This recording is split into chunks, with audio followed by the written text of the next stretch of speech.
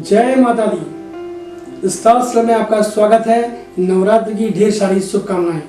माँ भगवती से हम प्रार्थना करते हैं कि वे आपके जीवन में मंगल दे, आपके जीवन में आनंद हो, आपके जीवन में सुख और सुविधाओं की वर्षा हो।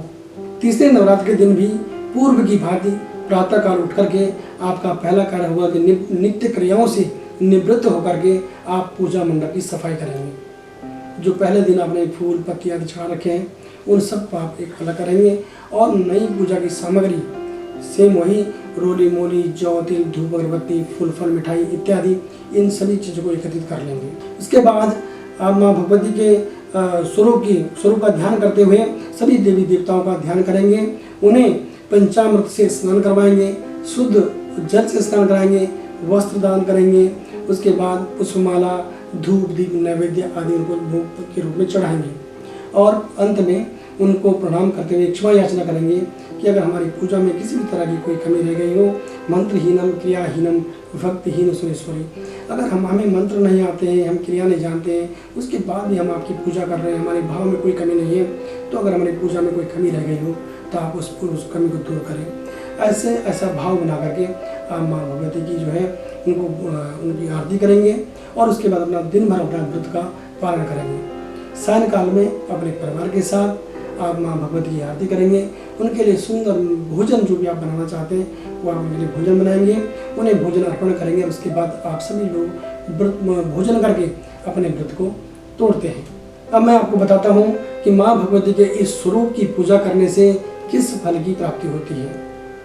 माँ के इस रूप में मस्तक पर घंटे के आकार का आधा चंद्र बना होने के कारण इनका नाम चंद्र घंटा पड़ा तथा तीसरे नवरात्र के दिन इस स्वरूप की जो खास पूजा की जाती है, इस पूजा को करने से जो साधक है, जो माँ भगवती के इस स्वरूप की खास पूजा कर रहा है, उसके जो कष्ट हैं, संसार में मिलने वाले सभी कष्टों से उसे मुक्ति मिल जाती है, अर्थात छुटकारा मिल जाता है। अब मैं आपको बताता हूँ माँ भगवती का स्वरूप किस प्रकार का है। माँ भगवती के मस्तक पर घंटे के आकार का, जैसे कि मैंने बताया कि अर्ध चंद्रमा विराजमान है, इसलिए इनका नाम चंद्र घंटा पड़ा।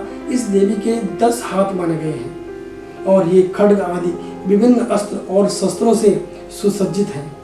ऐसा माना जाता है कि देवी के इस रूप की पूजा करने से मन को अलौकिक शांति प्राप्त होती है और इससे न केवल इस लोक में अपितु परलोक में भी परम कल्याण की प्राप्ति होती है। जी हाँ, माँ भगवती के इस स्वरूप की पूजा करने से अलौकिक शक्ति मिलती है और इस लोक में और परलोक में दोनों ही लोकों में आपको कल्याण होता है। और माँ जो भी साधक जिस भाव से माँ के ईश्वर की पूजा करता है उसकी मनोकामना शीघ्र अतिशीघ्र माँ पूरी करती है। तो ये था माँ भगवती के तीसरे स्वरूप के बारे में। मैं अगले एपिसोड में माँ भगवती के चौथे स्वरूप के बारे में आप लोगों को बताऊंगा कि माँ भगवती के चौथे स्वरूप यानी कि कुष्मांडा, उनकी पूजा करने से आपको किस फल की प्राप्ति होती है। आपको हमारा ये चैनल कैसा लगता है आप हमें कमेंट बॉक्स में जरूर बताएं और साथ ही हमारे चैनल को लाइक करें, शेयर करें, सब्सक्राइब करें और साथ ही घंटी का बटन जरूर दबाएं। इससे हमारे द्वारा जो नए एपिसोड हैं उनकी जानकारी आपको सबसे पहले मिल पाएगी। मैं एक नई जानकारी के साथ पुनः हाजिर होऊंगा। मुझे दीजिए इजाज़त। जय माता दी।